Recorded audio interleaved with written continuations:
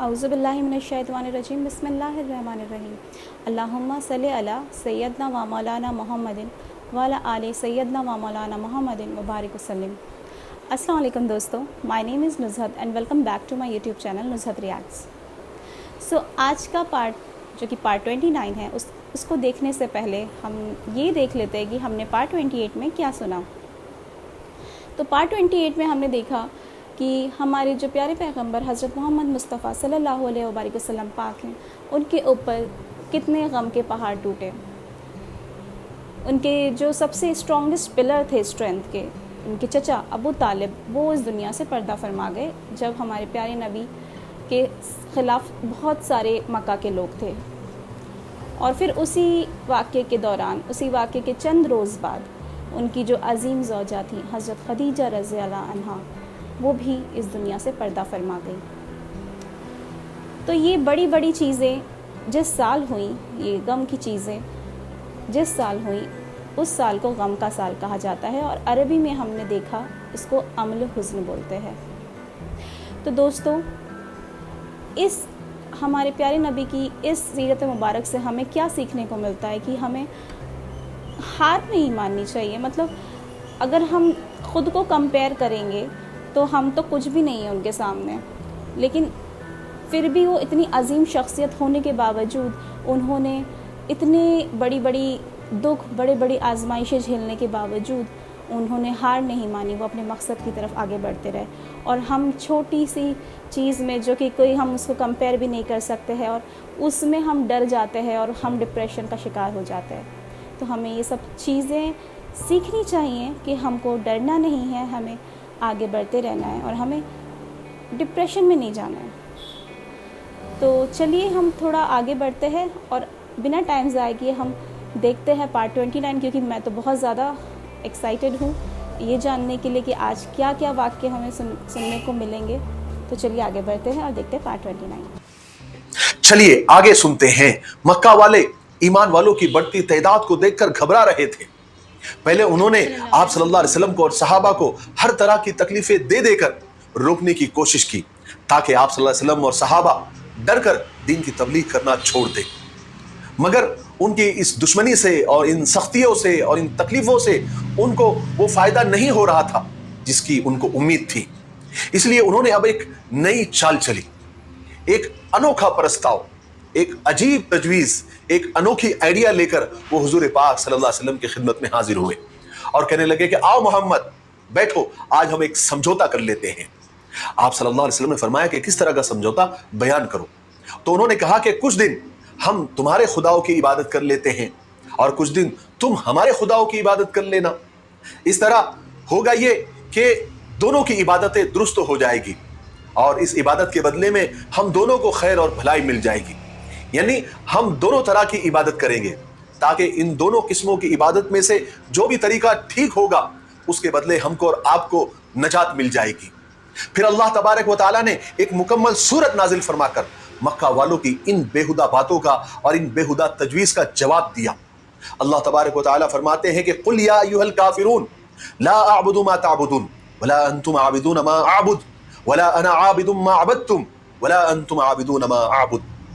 जिसका शॉर्टकट में खुलासा यह है कि आप उनसे कह दीजिए कि मैं हरगिज उसकी इबादत नहीं कर सकता जिसकी तुम इबादत करते हो। फिर आप सल्लल्लाहु अलैहि वसल्लम ने लोगों को बताया कि जिन बातों की तरफ मैं तुमको बुलाता हूं, जिसकी मैं तुमको हिदायत करता हूं, जिस दीन की मैं तुमको दावत देता हूं, ये कोई तफरीह, कोई एंटरटेनमेंट या कोई मजाक नहीं है, बल्कि एक सच्चाई और एक मुकम्मल दीन है जिसमें तब्दीली या चेंजेस करने का किसी को हक नहीं है। इस दीन की बुजुर्गी और सच्चाई में कोई शक और शुबा और कोई डाउट नहीं है। और फिर मक्का वाले आप सल्लल्लाहु अलैहि वसल्लम के रास्ते में रुकावटें डालने की कोशिश करते रहे, ताकि आप किसी भी तरह अपना काम और अपना मिशन पूरा ना कर सके और इस पैगाम को पहुंचाने के सिलसिले में आपको कोई मददगार, कोई सपोर्टर, कोई साथी ना मिल सके। वो इसी में हमेशा परेशान रहा करते थे, क्या करे क्या ना करे, कौन सी चाल चले, कौन सी साजिश करे, हर वक्त यही फिक्र उनको रहा करती थी। लेकिन इधर अफसोस ये था कि चचा अबू तालिब का इंतकाल हो गया था, जो हर तरह आपकी हिमायत करते थे, हर मौके पर आपका बचाव करते थे और उधर सारे खानदान वाले भी आपका लिहाज, आपका अदब किया करते थे। اگر ان کے قبیلے کے لوگ رسول پاک صلی اللہ علیہ وسلم کو تکلیفیں پہنچایا کرتے تھے تو چچا ابو طالب رکاوٹ بن جایا کرتے تھے، لیکن وہ دیوار اب ہٹ چکی تھی، اس لیے رسول پاک صلی اللہ علیہ وسلم کی راہ میں راستے میں کانٹے بچھانے والوں کا راستہ بھی اب صاف ہو چکا تھا۔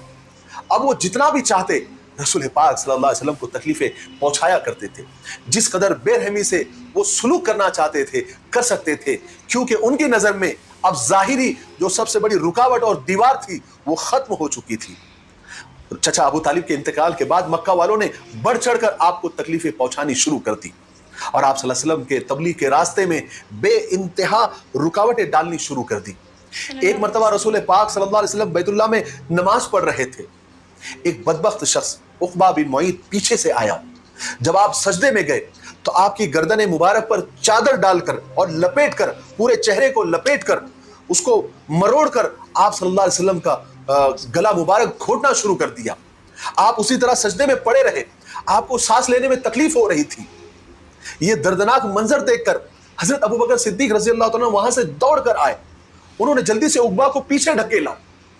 اس پر قریش ناراض ہو گئے، آپ صلی اللہ علیہ وسلم کو چھوڑ کر وہ حضرت ابوبکر صدیق پر چڑھ دوڑے اور انہوں نے مار مار کر اور پیٹ پیٹ کر حضرت ابوبکر صدیق رضی اللہ تعالیٰ عنہ کو لہو لہان کر دیا، سخت زخمی کر دیا۔ ایک دوسرے اور بدبخت نے یہ ہمت کی کہ بہت ساری مٹی اٹھا کر آپ کے چہرے پر پھینک دی، جو آپ کے سیدھے منہ پر لگی۔ جب آپ گھر میں داخل ہوئے تو آپ کے منہ پر اور آپ کے سر پر مٹی لگی ہوئی تھی۔ آپ صلی اللہ علیہ وسلم کی چھوٹی صاحبزادی یعنی چھوٹی بیٹی سیدۃ النساء حضرت فاطمہ رضی اللہ تعالیٰ عنہ جلدی سے آئی، وہ آپ یعنی اپنے ابو کے چہرے سے مٹی صاف کرتی، آپ کے سر سے مٹی صاف کرتی جاتی تھی اور مسلسل روتے جاتی تھی اور آنسو بہتے جاتے تھے اور وہ مٹی صاف کرتے جاتی تھی، اور وہ یہ سوچتی تھی کہ میرے پیارے ابو اور پیغمبر خدا کے ساتھ ان کی قوم کتنا برا سلوک کر رہی ہے، کتنا برا معاملہ کر رہی ہے۔ آپ صلی اللہ علیہ وسلم اپنی بیٹی کی آنکھوں میں آنسو دیکھتے تو آپ صلی اللہ علیہ وسلم اپنی پیاری بیٹی کو تسلی دیتے اور کہتے کہ بیٹی مت رو، بیٹی مت رو، خدا تمہارے ابو کا محافظ ہے، خدا تمہارے ابا کی حفاظت کرنے والا ہے، تم گھبراؤ مت، تم ڈرو مت۔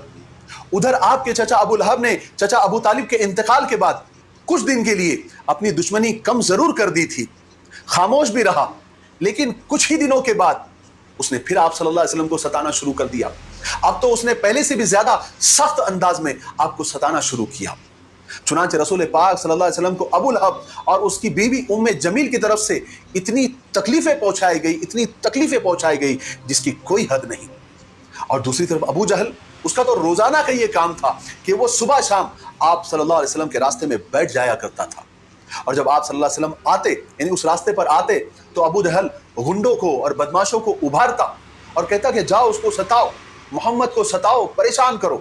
چنانچہ وہ گنڈے اٹھتے، آپ کو گالیاں دیتے، آپ کو برا بھلا کہتے اور الگ الگ آوازیں کستے، سیٹیاں بجاتے۔ کبھی ابو جہل اپنے گنڈوں کے پاس جاتا اور کہتا کہ جب محمد طواف کرنے کے لیے آئے تو جاؤ تم اس کو مارو۔ چنانچہ وہ گنڈے آتے اور آپ صلی اللہ علیہ وسلم پر چڑھ جاتے، سوار ہو جاتے، آپ کو تکلیفیں دیتے، آپ کو مارتے، اور پھر یہ سارا منظر دیکھ کر اکثر آپ صلی اللہ علیہ وسلم کو بچانے کے لیے حضرت ابوبکر صدیق رضی اللہ تعالیٰ عنہ تشریف لے آتے اور کہتے کیا تم ایک بزرگ آدمی کو قتل کرنا چاہتے ہو، وہ بھی صرف اس جرم میں کہ وہ اللہ کو اپنا پروردگار کہتا ہے، حالانکہ وہ تمہارے پاس کھلی نشانیاں لے کر آیا ہے۔ جب حضرت ابوبکر صدیق رضی اللہ تعالیٰ عنہ ان لوگوں کو رسول پاک صلی اللہ علیہ وسلم کے ساتھ چھیڑنے سے روکتے تو وہ حضرت ابوبکر کے سامنے جمع ہو جاتے، چاروں طرف جمع ہو جاتے، پھر دھکے مارنا شروع کر دیتے تاکہ وہ رسول خدا صلی اللہ علیہ وسلم کے سامنے سے ہٹ جائے۔ لیکن حضرت ابوبکر صدیق رضی اللہ تعالیٰ عنہ آپ صلی اللہ علیہ وسلم کی حفاظت آخری دم تک کرتے، خود چوٹیں کھاتے رہتے اور ذرا بھی نہیں گھبراتے تھے۔ وہ اپنے محبوب اور اللہ کے پیغمبر کو بچانے میں بڑی خوشی کے ساتھ خود ظلم سہتے اور خود چوٹیں کھاتے تھے۔ جب کبھی مکہ والے آپ صلی اللہ علیہ وسلم پر اس طرح ظلم کرتے تھے، آپ کو جب اس طرح ستاتے تھے تو آپ صلی اللہ علیہ وسلم نہایت افسردہ لہجے میں بار بار یہ جملہ دہرایا کرتے تھے کہ خدا کی قسم میرے چچا ابو طالب کی زندگی میں قریش ایسی کبھی حرکت نہیں کر سکے تھے۔ رسول اللہ کے صحابہ جب آپ صلی اللہ علیہ وسلم کی یہ تکلیف دیکھتے تھے تو انہیں بہت دکھ ہوتا تھا کہ خدا کے نبی کے ساتھ مکہ والے کس طرح کا معاملہ کر رہے ہیں اور طرح طرح کی تکلیفیں پہنچا رہے ہیں، اور آپ صلی اللہ علیہ وسلم کو صدمے پر صدمہ تھا، دوہرا اور تہرا صدمہ تھا۔ ایک تو چچا ابو طالب کا انتقال، दूसरे अपनी चहीती बीवी, गमगुसार बीवी, हम सब की अम्मा जान हजरत खदीजा रजी अल्लाह तआला अन्हा की वफात का गम, और दूसरे ये कुरैश के इस बर्ताव और इन हरकतों का सदमा होता था। लेकिन ईमान वालों की मजबूरी ये थी कि उनकी एक बड़ी तादाद हबशा हिजरत करके चली गई थी और मक्का में रहने वाले ईमान वाले बहुत थोड़े रह गए थे। इसलिए ना वो मक्का वालों का मुकाबला कर सकते थे, ना उनका कुछ बिगाड़ सकते थे। इसलिए जब भी मक्का वाले हुजूम बनाकर आप पर हमला करते थे या आपके सहाबा पर हमला करते थे, तो आप सिर्फ अपना बचाव करते थे, अपनी हिफाजत करते थे।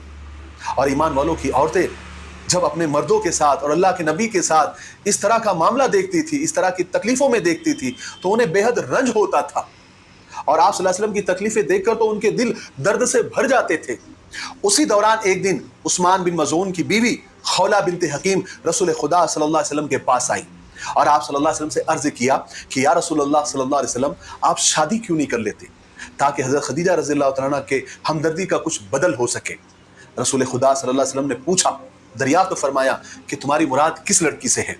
तो हज़रत खौला ने फरमाया कि एक बेवा है और एक कुंवारी है। आपने पूछा कि कौन है? तो हज़रत खौला ने जवाब दिया, एक तो आपके चहीते दोस्त जो आपको खुदा की मखलूक में सबसे ज़्यादा पसंद है, हज़रत अबू बकर सिद्दीक़ रज़ी अल्लाह तआला अन्हु, उनकी बेटी आयशा है जो कुंवारी है। आप सल्लल्लाहु अलैहि वसल्लम ने पूछा कि बेवा कौन है? तो हज़रत खौला ने जवाब दिया कि सौदा बिनते ज़मा।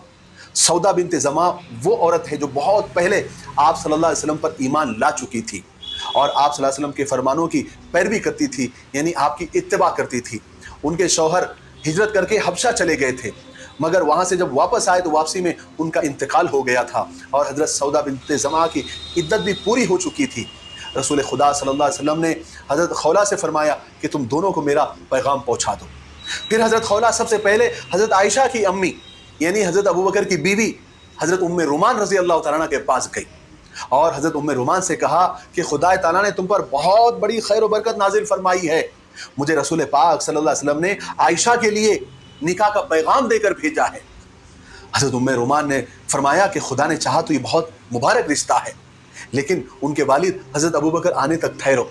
फिर हज़रत अबू बकर सिद्दीक़ रज़ी अल्लाह अन्हु तशरीफ़ लाए और जब हुजूर के निकाह का पैगाम सुना तो निहायत खुशी और फ़ख्र के साथ अपनी बेटी से रसूल पाक सल्लल्लाहु अलैहि वसल्लम का रिश्ता मंजूर कर लिया।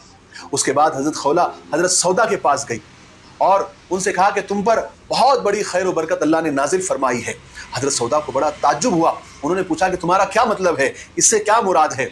हज़रत खौला ने जवाब दिया कि मुझे रसूल पाक सल्लल्लाहु अलैहि वसल्लम ने तुम्हारे पास अपना निकाह का पैगाम देकर भेजा है। हज़रत सौदा निहायत खुश हो गई और कहा कि जाकर मेरे अब्बा से इसका तस्करा कर दो। चुनांचे हज़रत खौला हज़रत सौदा के अब्बा के पास गई और ये रिश्ते का तस्करा किया तो हज़रत सौदा के जो वालिद थे वो निहायत खुशी से झूम उठे और उन्होंने कहा कि मुझे ये रिश्ता मंजूर है। चुनांचे ये दोनों निकाह हो गए और हज़रत सौदा की रुखसती तो फ़ौरन हो गई, लेकिन हज़रत आयशा रज़ी अल्लाह तआला अन्हा चूँकि छोटी थी इसलिए सिर्फ निकाह हुआ, रुखसती नहीं हुई, रुखसती बाद में हुई।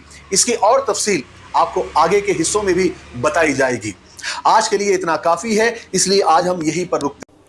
जी हाँ दोस्तों, तो ये था आज का पार्ट 29 और यहाँ पे मैं आपको ये बताती चलूँ कि ये जो पूरी सीरीज़ है हमारे प्यारे सरकार के प्यारे पैगंबर हज़रत मोहम्मद मुस्तफ़ा सल्लल्लाहु अलैहि वसल्लम पाक की सीरत मुबारक पे जो पूरी वीडियो है वो रशीद मिफ्ताही साहब ने बहुत ही बेहतरीन अंदाज में पेश किया है, जिसकी वजह से हमें बहुत ही आसान तरीके से चीज़ें मालूम चल रही हैं। जैसे कि आज के पार्ट में हमने देखा कि सूरह काफिरून को अल्लाह पाक ने कब नाजिल फरमाया, वो क्या वाक़या हुआ था जब सूरह काफिरून को नाजिल किया गया। इसके अलावा हमने ये भी देखा कि जब हमारे प्यारे पैगंबर की चचा इस दुनिया से पर्दा फरमा गए थे तो मक्का के लोगों ने उनको किस तरह से अज़ियत दी, कितने दर्दनाक तरीके से परेशान करना स्टार्ट कर दिया, नाउज़ुबिल्लाह। आगे के पार्ट में क्या होगा उसके लिए भी मैं बहुत ज़्यादा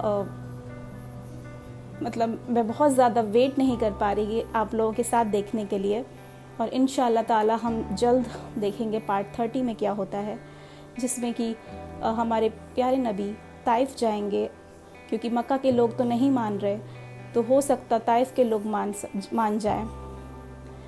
तो वो हम देखेंगे पार्ट 30 में।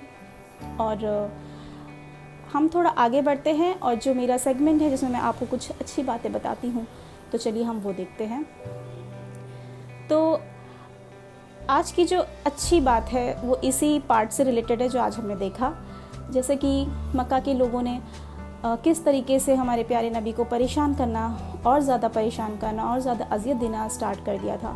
مطلب اس سب چیزوں سے ایک چیز یہ سمجھ میں آتی ہے دوستو کہ وہ ہمارے دین جو اسلام دین ہے جو ہمارے پیارے نبی نے لایا تھا اس کو وہ مٹانے کے لیے اس حد تک جا رہے تھے کہ مطلب وہ خود کو نہیں دیکھتے ہیں, وہ دوسروں کو مطلب وہ دوسروں کے کو نیچا دکھانے کے لیے, نیچا کرنے کے لیے کام کر رہے تھے.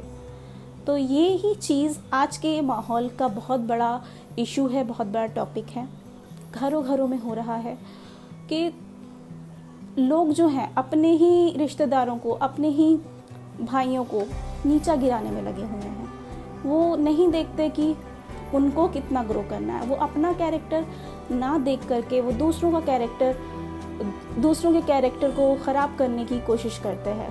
مطلب کیسے دوسروں کی عزت کو کم کیا جائے وہ یہ دیکھتے ہیں. وہ یہ نہیں سوچتے کہ ان کو اپنے اوپر کتنا کام کرنا ہے. جبکہ ہمیں سبق لینا چاہیے ہمارے پیارے سرکار, پیارے پیغمبر حضرت محمد مصطفیٰ صلی اللہ علیہ وآلہ وسلم پاک کی سیرت مبارک سے کہ ہمیں کسی کی دل شکنی نہیں کرنی چاہیے, کسی کے بارے میں غلط نہیں بولنا چاہیے, کسی کا برا نہیں سوچنا چاہیے. اور سب سے بڑا گناہ ہے شرک کے بعد اگر ہے تو وہ یہی ہے کہ ہم کسی کا کیریکٹر اسیسنیٹ نہیں کرنا چاہیے, ہمیں کسی کی بے عزتی نہیں کرنی چاہیے, کسی کو برا بھلا نہیں بولنا چاہیے. تو میری آپ سب سے یہی گزارش ہے کہ آپ اپنے اوپر دھیان دیں, آپ اپنے آپ کو کیسے بہتر بنایا جائے اس پہ دھیان دیں, نہ کہ دوسروں کو کیسے نیچے کیا جا سکے. تو یہ تھی ہماری کچھ اچھی باتیں جو میں نے آپ سب کے ساتھ شیئر کی, اینڈ آئی ہوپ آپ سب اس پہ عمل کریں گے اور انشاءاللہ تعالی اللہ پاک ہم سب کو نیک راستے پہ چلنے کی توفیق عطا فرمائے. تو انشاءاللہ تعالی ہم جلد ملیں گے اپنے نئے پارٹ میں وچ از پارٹ 30. تب تک کے لیے آپ ہمیں دعاؤں میں یاد رکھیے. اگر ہماری ویڈیو آپ کو اچھی لگی ہے تو آپ اسے شیئر, لائک اینڈ سبسکرائب ضرور کیجیے گا. اور انشاءاللہ تعالی ہم جلد ملیں گے. تب تک کے لیے دعاؤں میں یاد رکھیے. اللہ حافظ, فی امان اللہ. السلام علیکم ورحمۃ اللہ وبرکاتہ.